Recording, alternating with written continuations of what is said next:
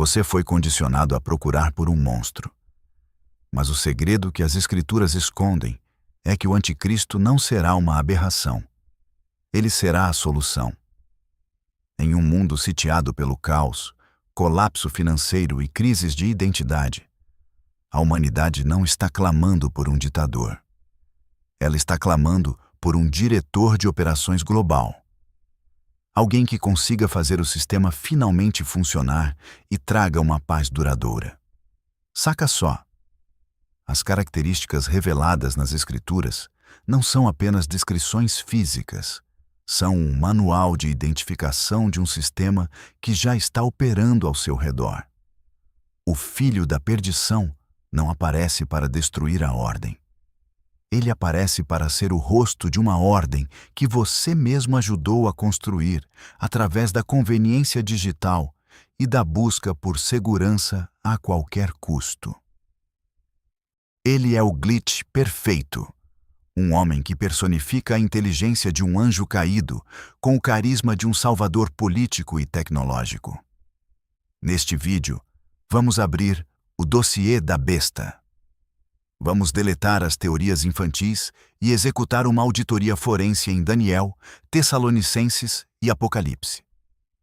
Por que o texto afirma que ele falará coisas espantosas e terá um olhar mais arrogante que seus companheiros? Por que a arqueologia do texto aponta para um líder que dominará através de intriga e simulação? Prepare-se. Vamos expor as 7 características fatais que mostram que o trono já está pronto e o candidato já está entre nós, escondido sob a máscara da filantropia e da paz mundial. Se você acha que sabe quem ele é, você já foi enganado. O que você vai ver agora é a anatomia da maior fraude da história da humanidade. Para compreender a identidade do anticristo, é necessário primeiro desconstruir a imagem caricata de um vilão óbvio. As Escrituras não descrevem uma aberração de aparência aterrorizante, mas sim um sistema de inteligência e carisma que converge em uma figura humana específica. No livro de Daniel, capítulo 7, ele é introduzido através da visão das 4 bestas, surgindo como o chifre pequeno entre os 10 chifres da 4ª besta. Este detalhe é fundamental para qualquer auditoria profética séria. Ele não é um invasor externo. Ele emerge de dentro das estruturas de poder já estabelecidas. Ele é o subproduto final de uma evolução política que busca a unificação total sob um comando centralizado. O texto bíblico afirma que este personagem terá olhos como de homem e uma boca que fala com insolência. No original, esses olhos sugerem uma capacidade de percepção, vigilância e processamento de dados que o coloca acima de qualquer líder histórico. Ele possui uma inteligência estratégica que lhe permite enxergar padrões e vulnerabilidades no sistema global que outros ignoram. Sua principal arma não será, inicialmente, a força militar bruta, mas a oratória e a manipulação da narrativa. Ele é o mestre da intriga e da simulação, termos usados para descrever alguém que conquista o poder através de alianças escusas e promessas de soluções mágicas para crises insolúveis. A natureza do anticristo é definida por um conceito que o apóstolo Paulo chama de o mistério da iniquidade. Em 2 Tessalonicenses, ele é rotulado como o homem do pecado e o filho da perdição. A palavra grega para iniquidade é anomia, que significa viver sem lei ou acima da lei. O segredo que as interpretações superficiais omitem é que o anticristo não promove a anarquia. Ele promove a substituição da lei divina pela sua própria arquitetura de controle. Ele é a personificação da rebelião iniciada no Éden, a promessa de que o homem pode ser como Deus, determinando o que é certo e errado através da tecnologia e do consenso social. Ele não se apresenta como um inimigo de espiritualidade, mas como o ponto culminante dela.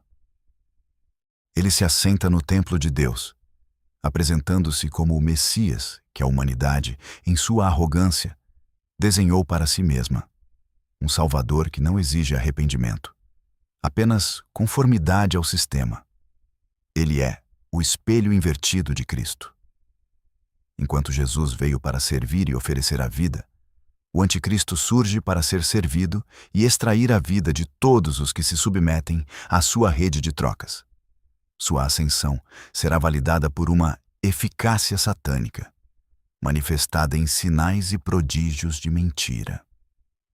Ele é o grande arquiteto do engano final, aquele que convencerá as massas de que a submissão total ao seu governo é o único caminho para a sobrevivência em um mundo em colapso. Para entender as características do anticristo, é impossível separar o homem do sistema que ele opera. No capítulo 13 de Apocalipse, a narrativa bíblica expande a auditoria para além da figura individual, revelando uma infraestrutura de controle sem precedentes na história humana. O segredo que as interpretações puramente religiosas costumam ignorar é que o governo do anticristo não é apenas político ou espiritual. Ele é essencialmente técnico e transacional. A Escritura descreve um mecanismo onde ninguém poderá comprar ou vender, sem a marca, o nome ou o número da besta. No grego original, a palavra para marca é charagma, que se refere a um selo de propriedade, uma gravação usada em documentos oficiais ou em escravos. Isso nos revela que o anticristo não domina através da persuasão filosófica isolada, mas através do cerceamento vital. Ele é o arquiteto de uma rede de dependência absoluta. Pela primeira vez na história, o acesso aos recursos básicos de sobrevivência, alimentação, moradia e comércio será condicionado à conformidade ideológica e à adoração do sistema. A auditoria profética indica que este líder utilizará as crises globais para justificar a implementação de uma identidade digital centralizada. Ele não impõe a marca como um ato de vilania explícita, mas como uma solução logística para o caos. Uma ferramenta de segurança e conveniência que a sociedade, exausta de incertezas, aceitará como um mal necessário para a preservação da ordem. Outra característica fundamental revelada em Apocalipse 13 é a presença do falso profeta, a segunda besta que exerce toda a autoridade da primeira. Se o anticristo é o diretor de operações global, o falso profeta é o diretor de comunicação e tecnologia. Ele é responsável por operacionalizar os prodígios e sinais de mentira que validam a autoridade do primeiro. O texto menciona a criação de uma imagem da besta que tem fôlego e fala.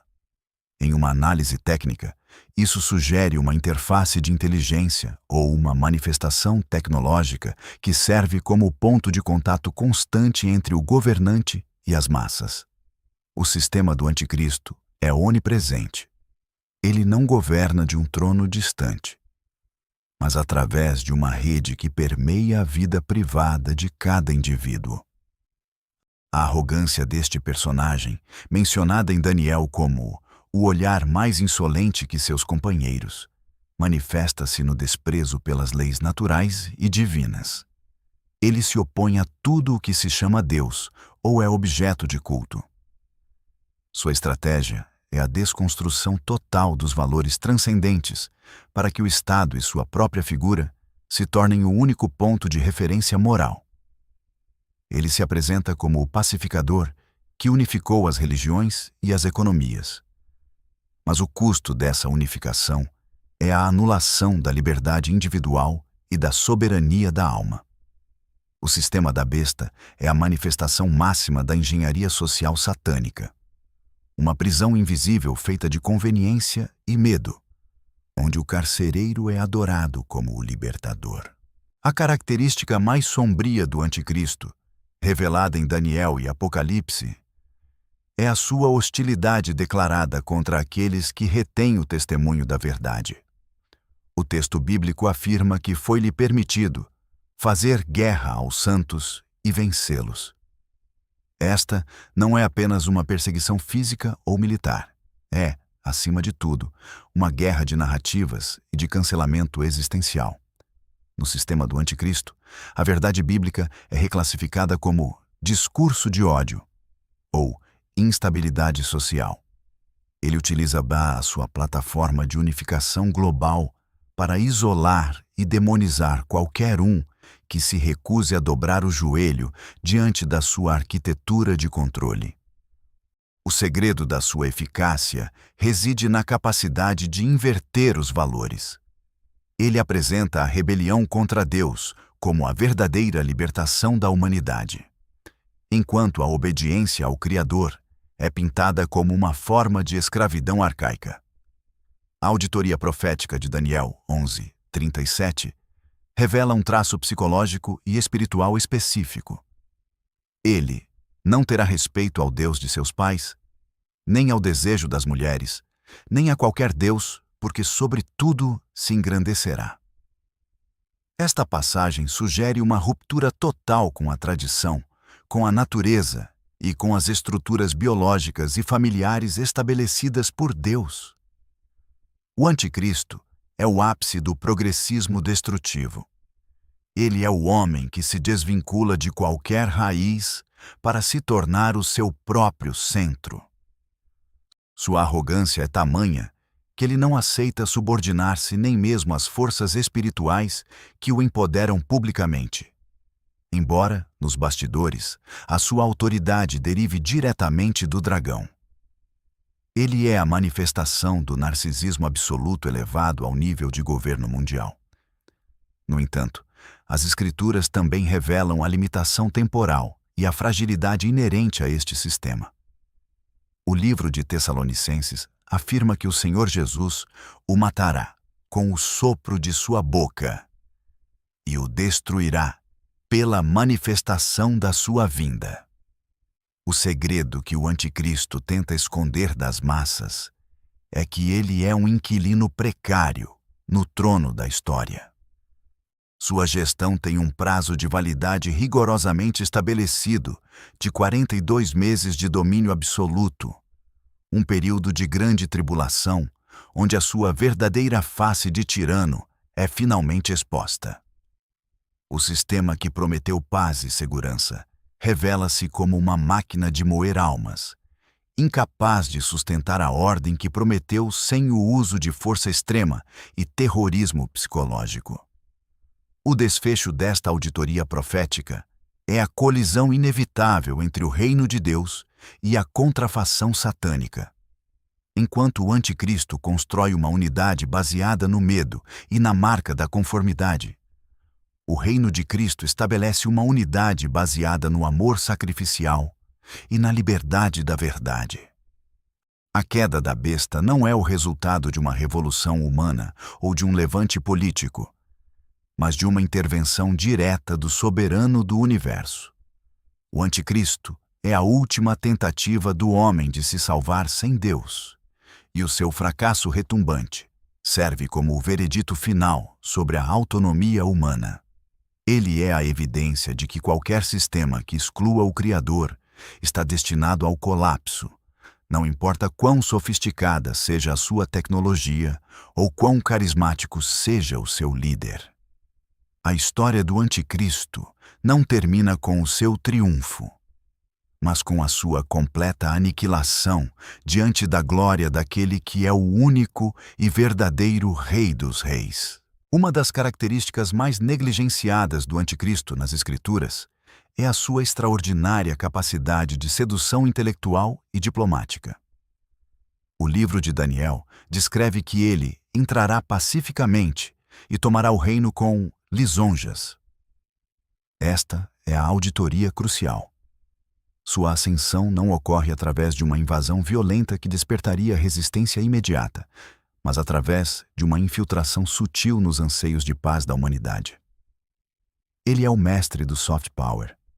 Em um cenário de polarização extrema e ameaças globais, ele se apresenta como o mediador imparcial, o homem capaz de harmonizar conflitos religiosos e geopolíticos que duraram milênios. A sua aliança com muitos por uma semana, mencionada em Daniel 9, é o ápice desta engenharia diplomática, um tratado que promete segurança e estabilidade, mas que serve como o cavalo de Troia para a consolação do seu poder absoluto. O segredo do seu sucesso reside naquilo que o apóstolo Paulo chama de operação do erro. As Escrituras revelam que Deus permite que uma influência poderosa de engano se espalhe sobre aqueles que não receberam o amor da verdade.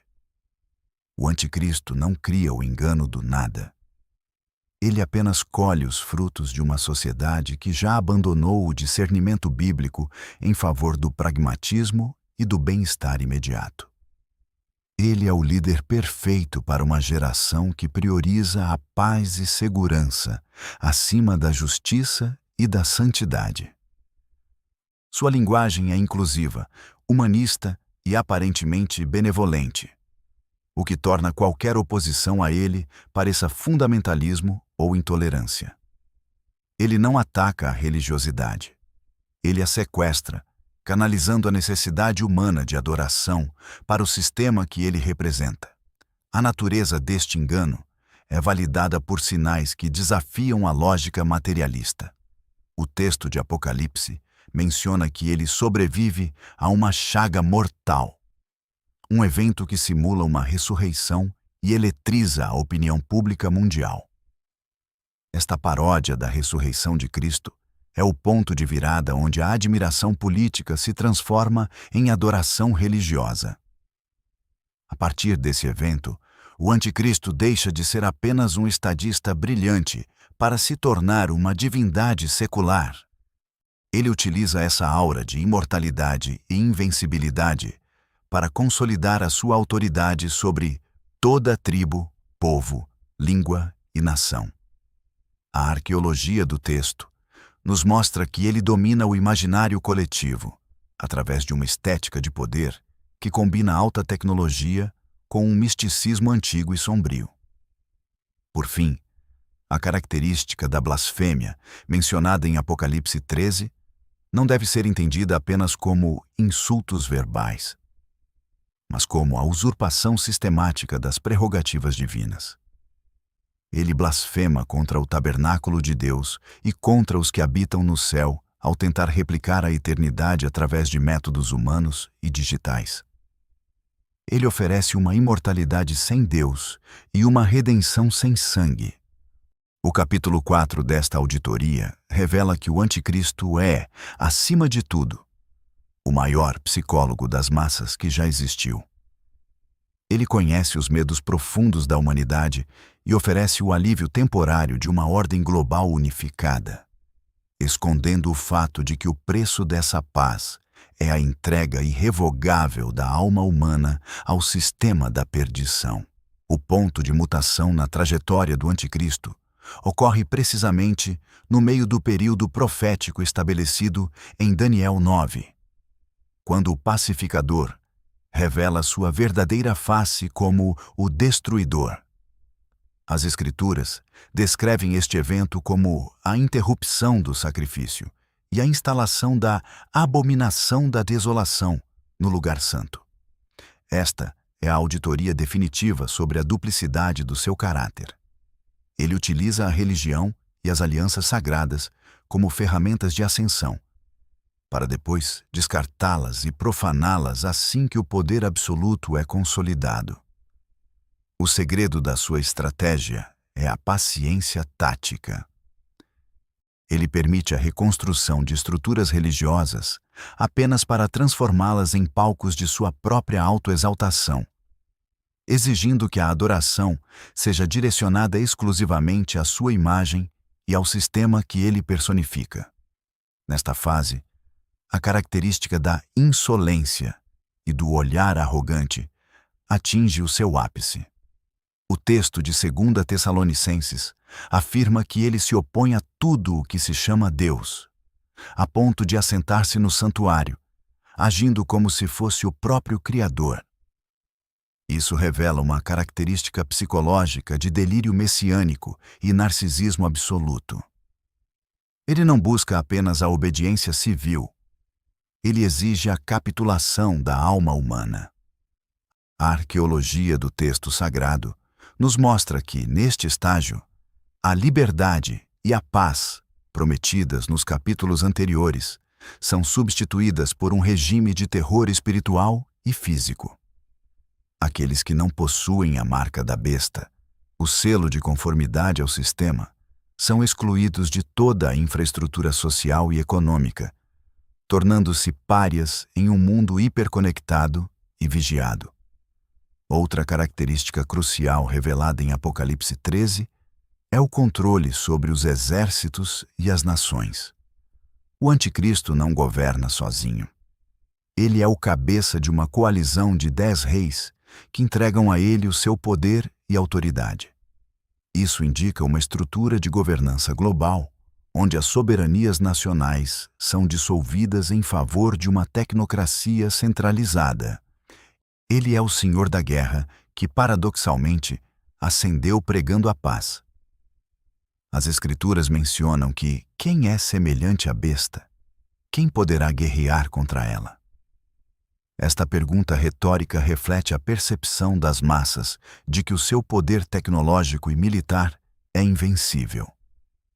Ele utiliza a inteligência de guerra e a supressão de dissidências para garantir que nenhuma voz se levante contra a sua narrativa unificada. O capítulo 5 desta auditoria revela que a abominação da desolação é mais do que um ato físico num templo. É a tentativa final de expulsar a presença de Deus da terra e substituí-las pela presença do homem caído. O anticristo tenta preencher o vazio deixado pelo sagrado com a sua própria substância corrompida. Ele é o ápice da arrogância humana, o homem que acredita ter vencido a morte e a moralidade divina. No entanto, é exatamente no momento em que ele proclama paz e segurança e se vê no topo da pirâmide do poder global, que a destruição repentina o alcança.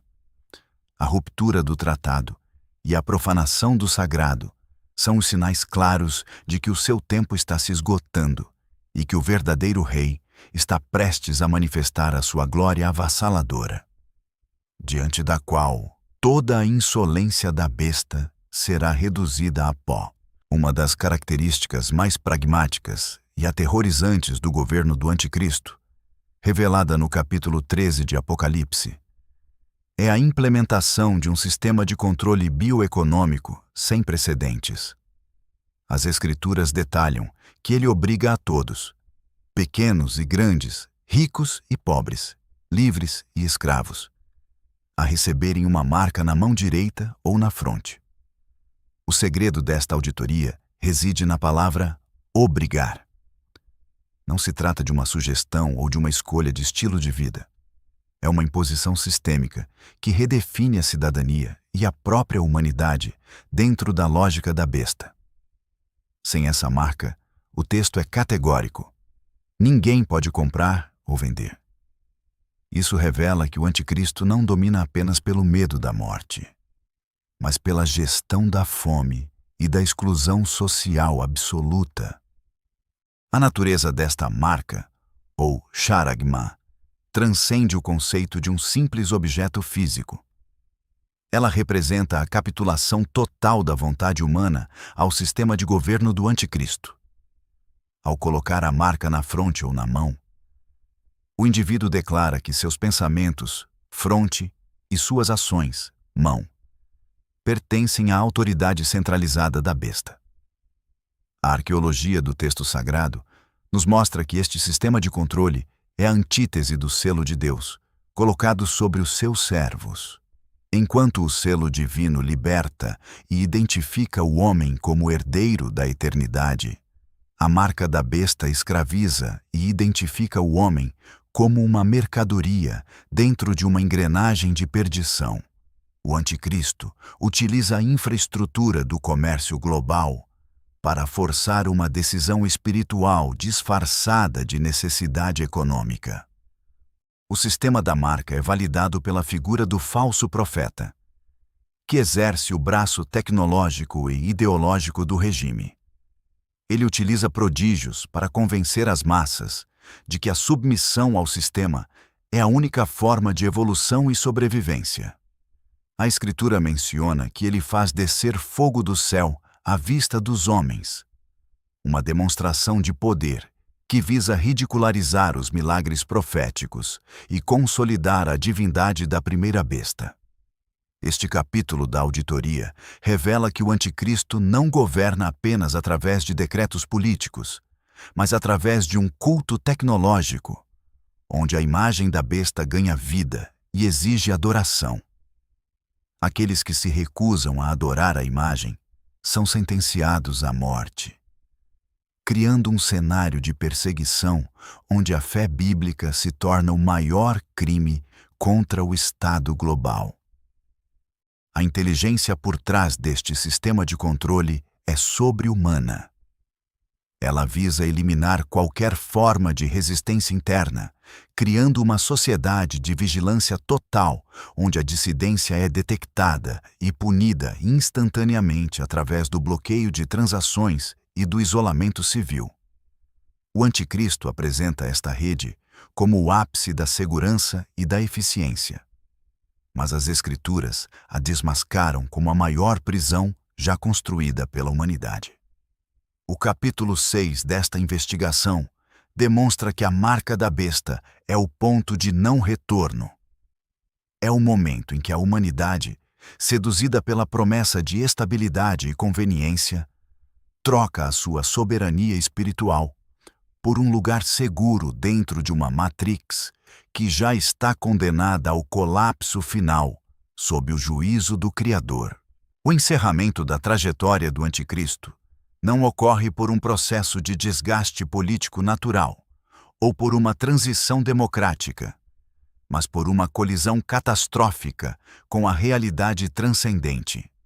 As Escrituras detalham que, no auge de sua autoproclamação divina, quando o sistema da besta parece ter alcançado o controle total sobre a geografia e a biologia humana, o filho da perdição enfrenta o seu veredito final.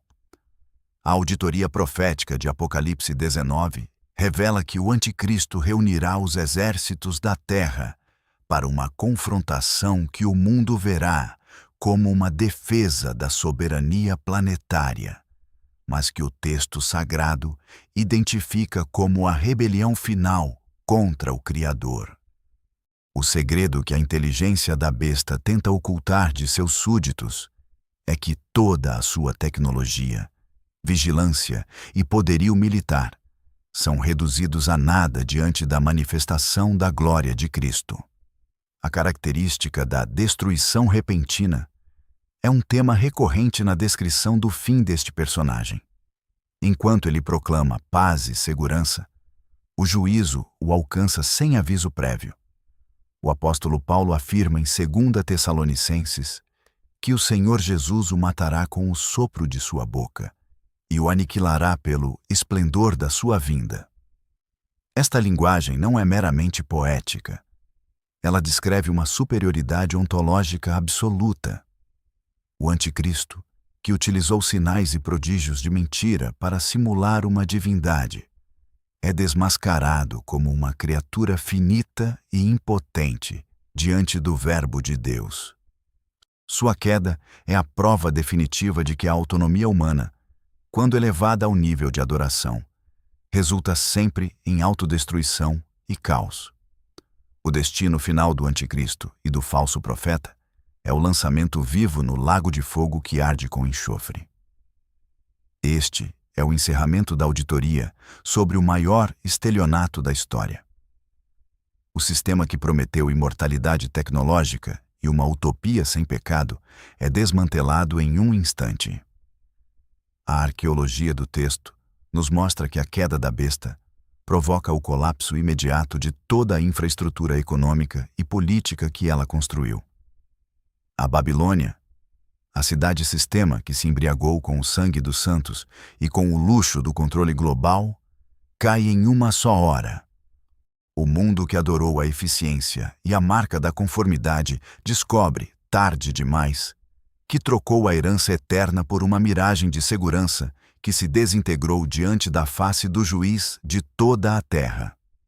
O capítulo 7 desta investigação conclui que a história do Anticristo não é uma tragédia sobre o triunfo do mal, mas uma lição sobre a soberania absoluta de Deus, sobre o tempo e a rebelião. Ele serve como o último não da humanidade ao governo divino, permitindo que o homem experimente as consequências totais de sua escolha por um Salvador feito à sua própria imagem. Com a eliminação da besta, o cenário é limpo para o estabelecimento do reino que não terá fim. Um governo baseado na justiça real, na verdade sem simulação e na paz que não depende de marcas ou exclusão social. O impostor é lançado fora, e o verdadeiro rei assume o trono, provando que a luz da verdade sempre terá a palavra final sobre as sombras do engano mais sofisticado.